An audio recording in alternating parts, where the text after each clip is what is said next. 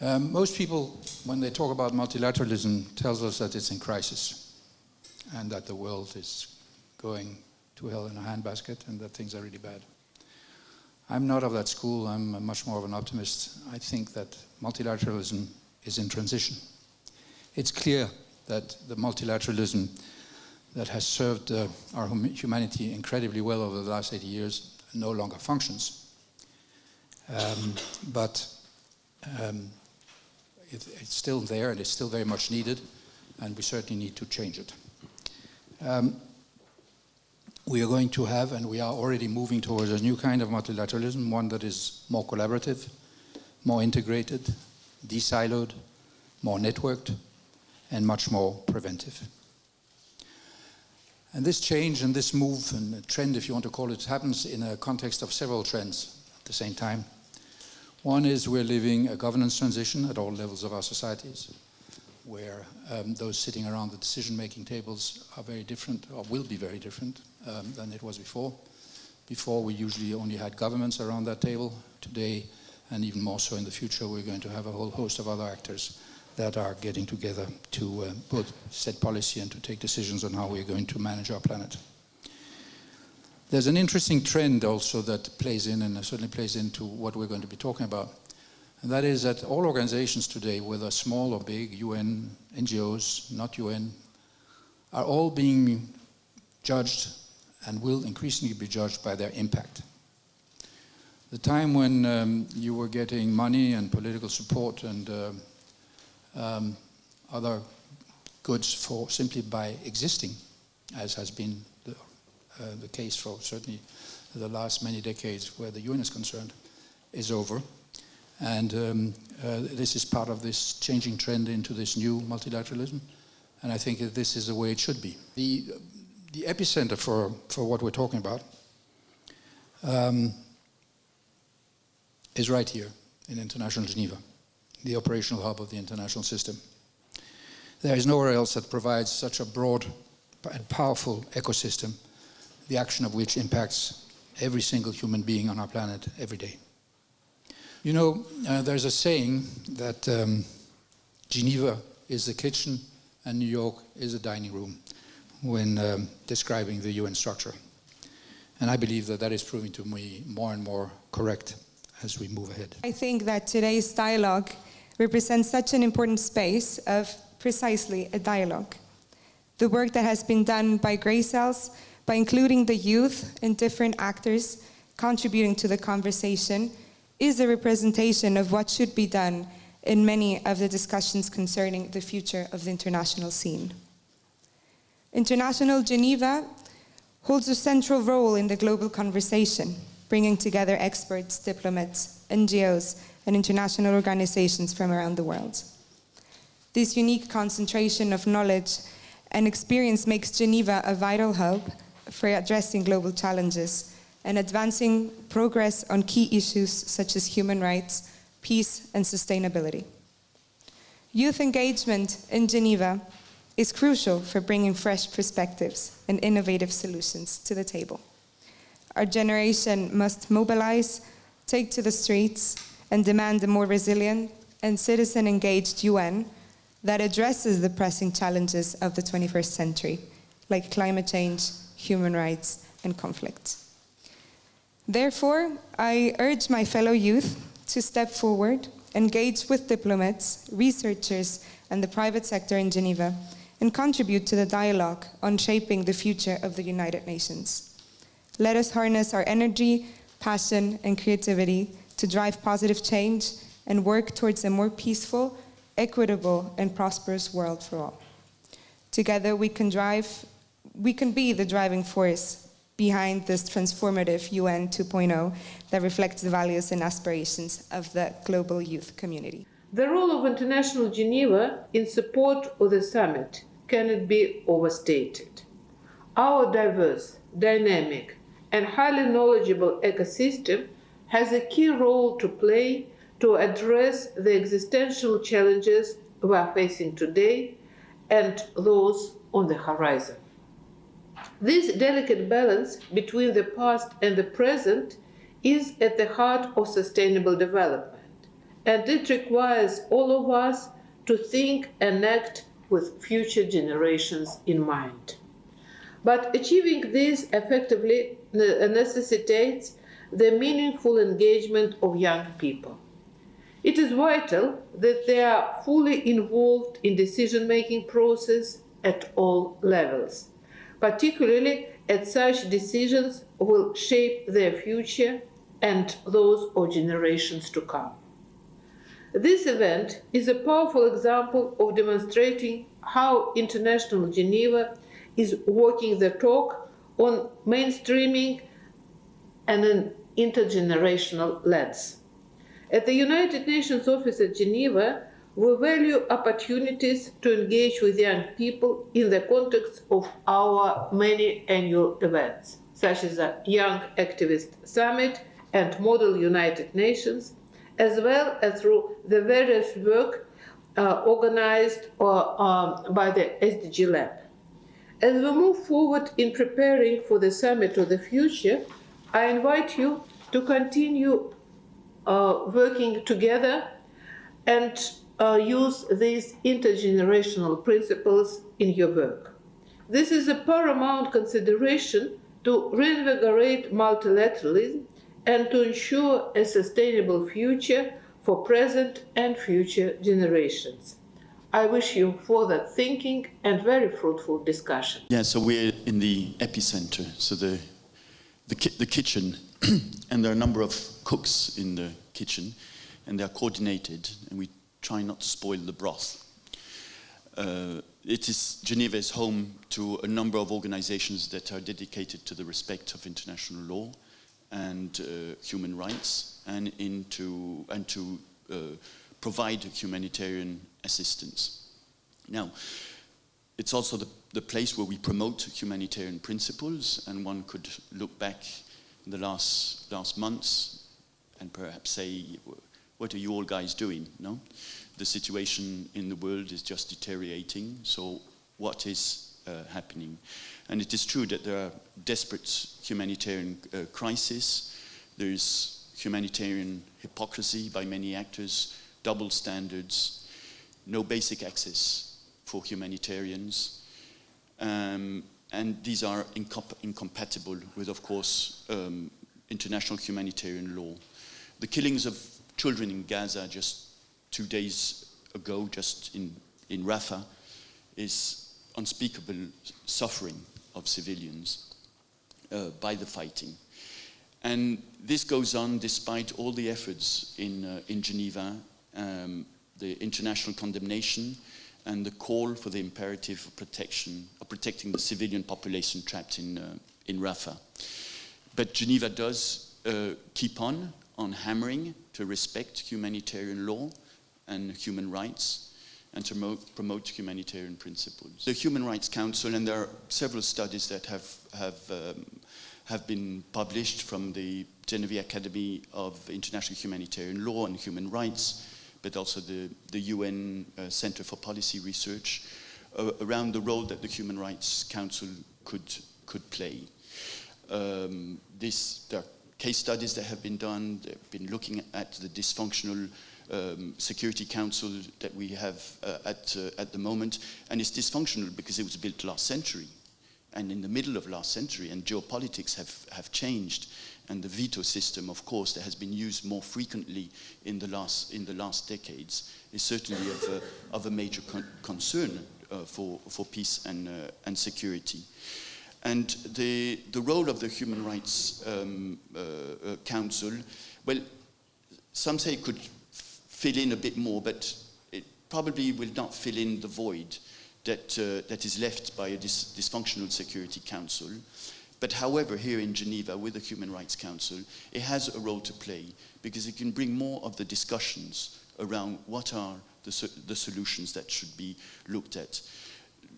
Looking at the full UN architecture on peace and security is the big stumbling block that we have ahead of us. Many of those things, if we don't solve that, many of the other things will not be able to be implemented as we would hope. We should give up a bit of our sovereign rights and conclude an agreement including with other important multilateral organizations based here in Geneva. WIPO is one, ILO is another one. All these normative international organizations represent, again, their members, that's the countries, and each country has, again, specific interests they don't want to give up. We have to bring them together like a big family, a township meeting, and for the benefit of all of us, figure out a way to have, in a larger setting, in a larger context, a new give and take. I believe I speak for many youths when I say that there is a sense or a great deal of anxiety that surrounds us with regard to the direction and the way in which the world is moving forward. We don't have all of the solutions, we don't have all of the answers, but we believe that we have a part to play in coming together with the technocrats, with the practitioners, and with those who have been charged in international institutions and in positions of power to make a difference and to really incite the change that is necessary. SDG 16 has been the cornerstones of all of the other SDGs, all of the 17 other SDGs. We think of the targets. There can be no poverty without SDG 16. There cannot be education for all without SDG 16. And so in trying to achieve SDG 16 and its targets, I believe that it is absolutely necessary for the United Nations itself to see itself as an institution, as an organization that is also a part of this quest to fostering and achieving the Sustainable Development Goals, in the sense that the UN cannot see itself as being the arbiter of what exactly is taking place. It has to become a part, it has to hold itself accountable to all of these goals and these targets that are set. And this, again, I believe is particularly important for young people because the question is always being asked, what is the UN? And we oft hear the distinction that, New York is where the politics happen and here's where the technical agencies sit. And there's a large deal of truth in that, but not entirely. I mean, there's big technical and policy capacity in UNFPA, in UNICEF, in UNDP, in the universities and think tanks that also exist in New York. I came to Geneva in 2015 and I felt it immediately, the distance. I'd worked in the SG's office in New York and I felt that there was a gap. And indeed, many of the projects that we've tried to do with, for example, the Geneva Science Policy Interface, a very important but small organization based here, has been trying to bridge that gap, to make sure that the technical knowledge from Geneva makes its way also into political processes. Geneva is such a beautiful, sort of accepting, considerate place to work. It's also perhaps a little bit slower than New York. New York is very fast, it's very reactive, perhaps it's certainly too reactive sometimes. Geneva is very methodical, quite careful, and perhaps a little bit slower. Now, I'm not attributing good or bad to slow or fast, but there is a cultural difference between working in Geneva and working in New York, and I think sometimes that drives the gap a little bit. The collaboration doesn't happen by accident. It needs to be deliberately designed. And of course, it's not just Geneva, New York, it's also Rome. It's also increasingly Bonn, it's Vienna, it's Nairobi. All of these have technical agencies that can contribute to this agenda. Even social contracts from all parts of the world, but especially post-World War II social contracts that were created in Europe and North America after the Second World War, have broken down. Mistrust in government, mistrust in formal institutions, a stagnation of wages, very high inequalities, ecological destruction, polarized politics, fracture across different societies. and people feel that they don't really belong. And our argument is that societies will have to move to more inclusive and more ecologically minded social contracts over time. And there's sort of a collection of agencies in Geneva who are contributing actively on a daily basis to a debate on beyond GDP. UNRWA most certainly is, but you also have UNCTAD, you have OHCHR working on human rights-based economies, you have the Special Rapporteur Olivier de Schutter pulling a big report together on post-growth and degrowth. So there's a lot of activity here. You have the Social and Solidarity Economy Task Force that UNRWA started in 2013, which is about building small businesses and encouraging entrepreneurs who want to incorporate social and environmental objectives into their business model. There's a lot happening here. It reached New York. 10 years after the formation of that task force, there was a GA resolution in New York where member states committed to growing their sectors on social and solidarity economy. And the reason that SDG 16 made it in the end is because all around the world, young people wanted to see honest and responsive governments.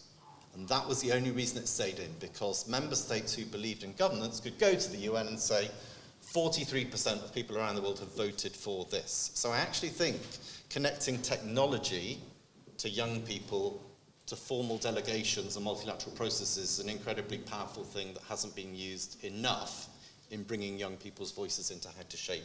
Some smart people thought we need to get displacement, migration into the climate change negotiations. This is a big issue. It's a lot of power, it's a lot of resources, and this is where a lot of the issues will lay in the future.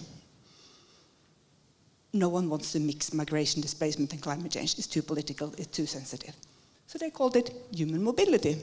It's slipped into the text with a parenthesis saying this means displacement, migration, and planned relocation.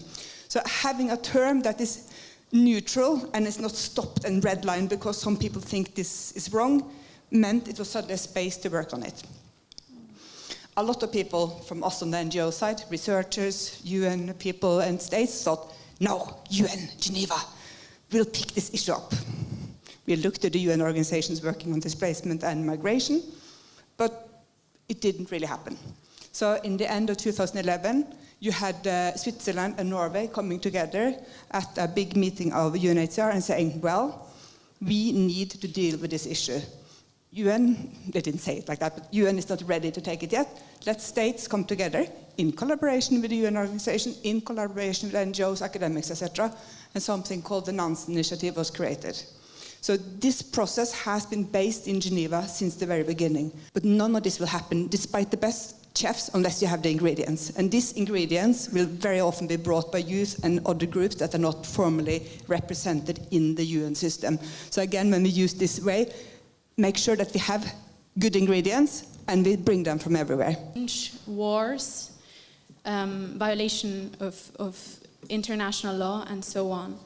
So that's also one important role that multilateralisms and our states have to take on. We have to educate our youth, and for that being done, we also have to be on the same platforms that they are. So I think multilateralism and International Geneva should also move on TikTok, YouTube, and all those platforms, because that's where the youth are. That's where they are actually educating themselves. And what is very alarming also in relation to that is how there's a lot of misinformation on these platforms. One way is, of course, to represent, to make them feel represented in our institutions, but also to leave behind a functional, representative, multilateral structure. And that's why we're here today and why the Summit for the Future is taking place. So really, I think the youth is asking you to ensure that, so that we as the future leaders have a platform where we can negotiate and we have a functional structure that allows us to negotiate and solve the problems that the current and former generations leave behind. So we asked them specifically through another question, what in their opinion are the actions that should be taken by the UN system specifically, or the International Geneva more in general, to involve young people in diplomatic and decision-making processes. The most voted option, as you can see, was to promote youth representation in permanent missions or in diplomatic circles. The other three most voted options were establishing youth advisory panels for international organizations, training programs on diplomacy for young individuals, and finally encouraging youth participation in international conferences and negotiations. All these responses, as you can see, underline therefore a significant lack of young participation, not in one or two or three items, but in several contexts of the Geneva International. This last answer clearly informs that the younger generations would love to be considered more, but unfortunately they are not. Actually, all of the UN family have active relations with the civil society and with NGOs and with the private sector. There are multiple ways in which the International Telecommunications Union interacts, or the International Maritime Organization, or the Food and Agriculture Organization, and others. I think we could very clearly make the argument that without civil society participation in different ways, the more we work on the ground, the more we need the civil society and its different actors. International Geneva has actually inherited much of the multilateral activity that started with the League of Nations. I think we should really understand that although politically the League of Nations may have been a failure or was doomed in the historical situation, all the specialized agencies, their activities have their roots in what the League of Nations started developing. Geneva has always been a good ground for that. It's peaceful compared with many other places. It's pleasant to live. For proper technical work, which calls for some time and patience, Geneva is much better than New York. New York, as far as I can see, they can keep their Security Council. I'm missing a leading thought. I'm missing something on which one could really start working. Not a soundbite, but something concrete. Missing one thing: priorities. We tend to, in these documents, which we are very good at producing, we tend to overload them with recommendation after recommendation after recommendation. Now, when we live in this kind of mode that we have to say everything about everything, we end up by saying nothing. I think we have at this moment a growing gap between those who can take decisions on the economy, on new technology, and so on, and those who are affected by it. And we need to find the way to get back to dialogue. Bear in mind that the role of the private sector is extremely relevant, but we are often seen just as donors, as the ones that put money in, rather than being seen as actors, as relevant actors that bring and deliver action. Just take a look at employment. The private sector generates 9 out of 10 works around the world. So what are we going to do with SDGs? Certainly SDG 8 is clear, decent work. Okay, we have to talk to the private sector if we want to talk about decent work. But what about eradication of poverty? How are we going to achieve that without partnering with the private sector? And this is absolutely aligned with UN 2.0, absolutely. No, it is about innovation, it's about data, digital, foresight and behavioral science skills. skills preparedness for the future? How are we going to integrate these voices of the young people that we were listening at if we don't identify where skills are needed? How we are going to integrate these people into the world of work if we don't listen to the needs of employers, the private sector that's going to be creating those jobs and contributing to a just transition. There is a need of collaborating between private firm, government, and researcher. Especially AI company and researcher, they play a key role because they bring the knowledge about what is AI and what are the risks that need to be regulated. So they play a key role in the implementation of efficient and effective regulation. So researchers also play a key role in identification of the risk and identification of what is regulated, what needs to be regulated, and also in support the implementation of the regulation to company, providing tools, providing methods for them to better deal with the regulation. The main goal of the regulation is to protect fundamental rights of the citizens. So if we are protecting fundamental rights of the citizen, we should involve citizens in the decision that we are taking. They are the main beneficiary of what we are regulating. So when we talk about citizens, we should be inclusive, and we need to find the multi-stakeholder mechanism that ensure inclusivity and transparency, having into account woman, man, young and senior citizen. Here I'm going to connect with the previous panel, especially with the intervention of Paul and Lara, because I really believe that there is a room for new ways of multi-stakeholder mechanism which are more inclusive and which connect better with citizen and society.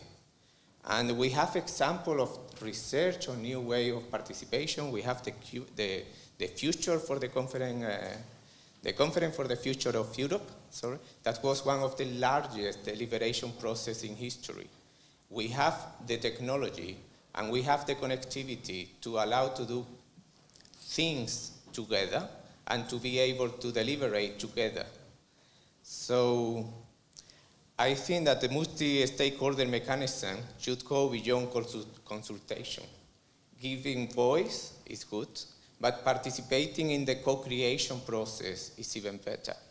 So the dialogue, the communication should be bidirectional, and we should be taking decisions. So even our prediction about how technology is going to evolve, they are becoming shorter than expected. So the evolution of the AI is bringing challenges and need of regulation, but it's also bringing opportunities to address societal challenges. So today, more than ever, it's key to do applied research in which we center the research in this challenge from society. So, and I think Geneva is a perfect place because of the connection with International Geneva and the creation of challenges together with them. So they could be a perfect accelerator of solution addressing SDGs. Being in Geneva gives many opportunities to young people to experience closeness with agencies, organizations, civil society, and other multilateral organ that we would not have the chance to come any close to if it was not for living in Geneva and in Switzerland in general. So I think here I speak on behalf of all students and all young people if I say that it is really a privilege to live in Geneva. For young people here who come from different countries, I invite you to think about your home country and your peers, your young peers back home, and think about all the opportunities you have here and try to think about if they would have the same opportunity. Personally, the answer for me is no, and I think even New York could never. The debate that we had during that MUN conference raised many of the views that young people have, and they were both complementary but also contradictory. Is AI a threat or a helpful future? I like to think that it's both, and the outcome will depend on how well multi-stakeholders were supervised and implemented. Like it was mentioned just now, some limits and challenges of the AI are present and they need to be addressed in order to have a good evolution. So ILO could be one of the perfect examples on how to do so. How do you protect future jobs from being threatened by AI? How do you ensure that we will still have an importance and a relevance? Trust us, we are really willing to be here.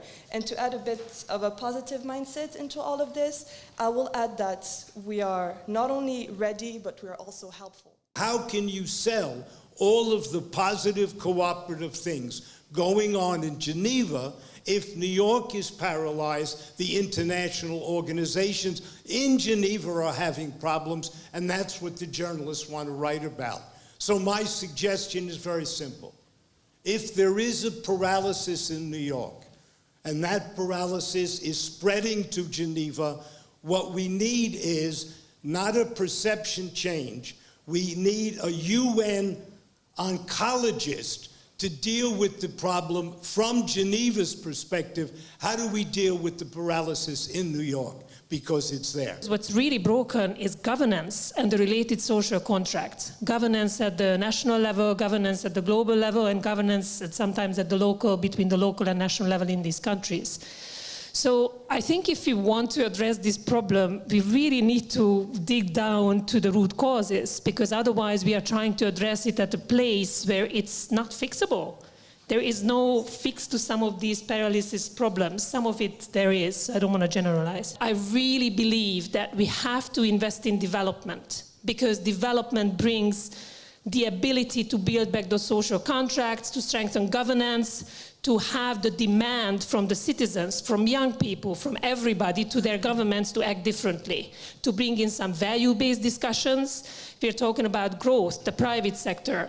I mean, until we're not addressing these issues, the incentives in place at the domestic level that drive some of these discussions is not helping the cause of. So lastly, in terms of what is the UN and why we could be better at collaboration and convening.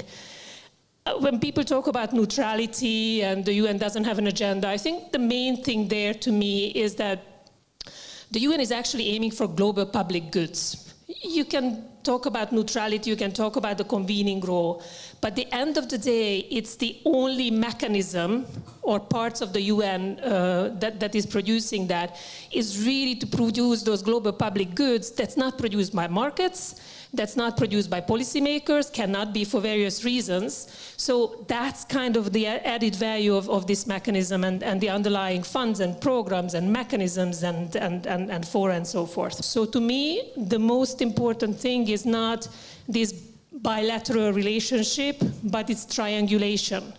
We must connect with field realities. We must connect with the realities of developing countries especially, but also other countries. I mean, climate change is everywhere. It's not just developing countries.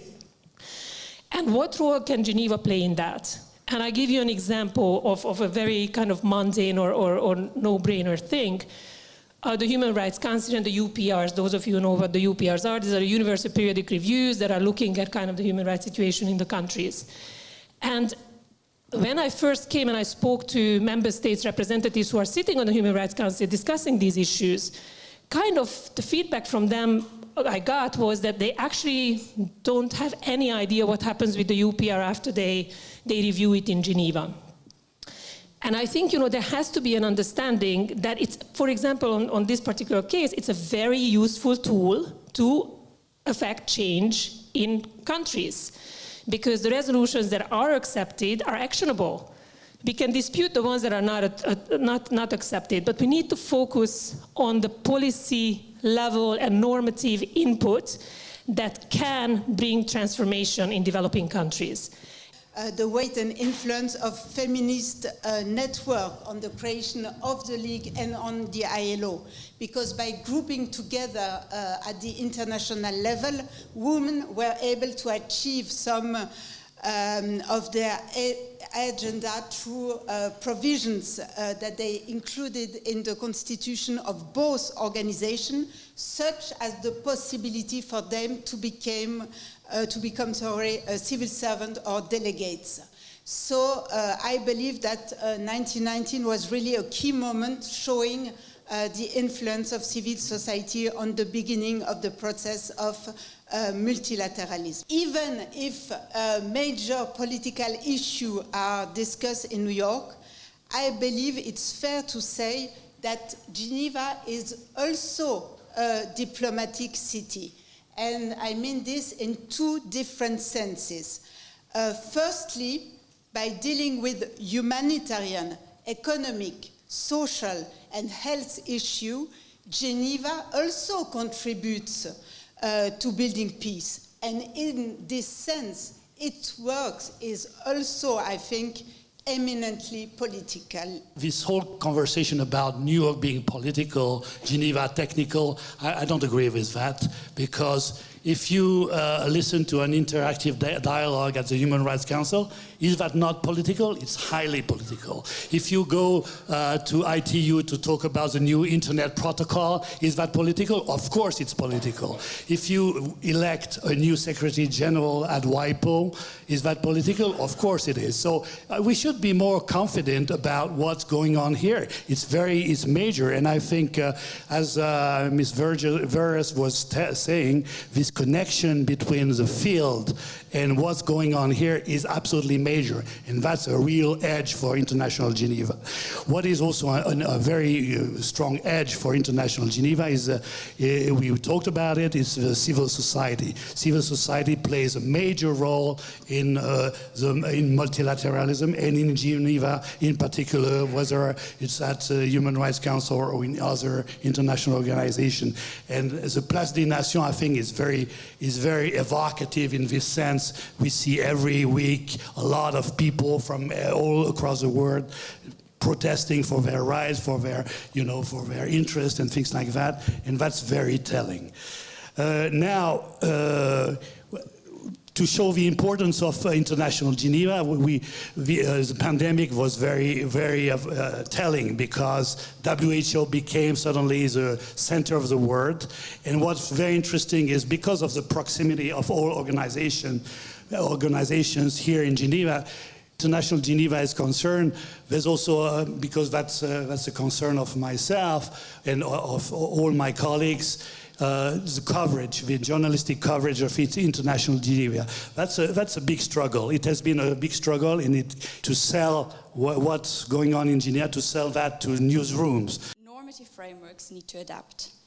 The dialogue showed further that the capacity of Geneva to adjust its historical strengths in normative work to address emerging challenges like digital governance, climate change, which are well aligned with the priorities of a generation living with the consequences of those challenges.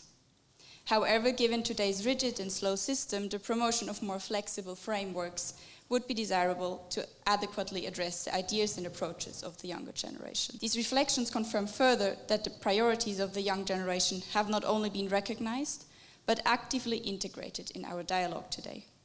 However, as we take these discussions forward to the World Summit on the Future and the UN Civil Society Conference in Nairobi, it is vital that we continue to integrate these youth perspectives into the policies and actions, ensuring that our vision for the future is not only given a voice. As Madame Adjivere said before, let's stop the talking, let's start listening and act upon it. In Geneva, we are used to have nice, short meetings. This was long. But I think it really was very interesting. And in most meetings, I usually know what people is going to say. But in these intergenerational dialogues, we hear things that we did not expect to hear. Starting from the kitchen to the dining room and all the rest, I got lots of surprises and I learned a lot. I really will have to digest what has been said here. I would not like to give a wrong impression that we only care. Of course we care, and they were deeply involved about future generations of younger persons, of younger people. We are concerned about everybody. The last intergenerational dialogue that Greycells organized, title was "The Rights of Older People Are Human Rights." And we had then Anne Marais, who had a spectacular result in promoting the environment and bringing Switzerland to justice for its inaction. And then she's not young. She's very respectable, but she's not young. So, and also one last thing.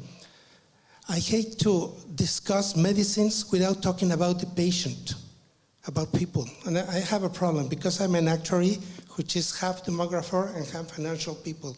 And when I see the patient, the people in the world, we the people in the world, we are going to go through very dramatic transformations.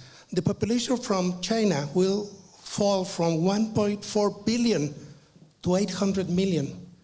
Considering the impact of the economy of China in the world, that's going to have an impact in productivity and in everything. And I could go on, Japan, the United States, Africa, Latin America, there are going to be dramatic transformations.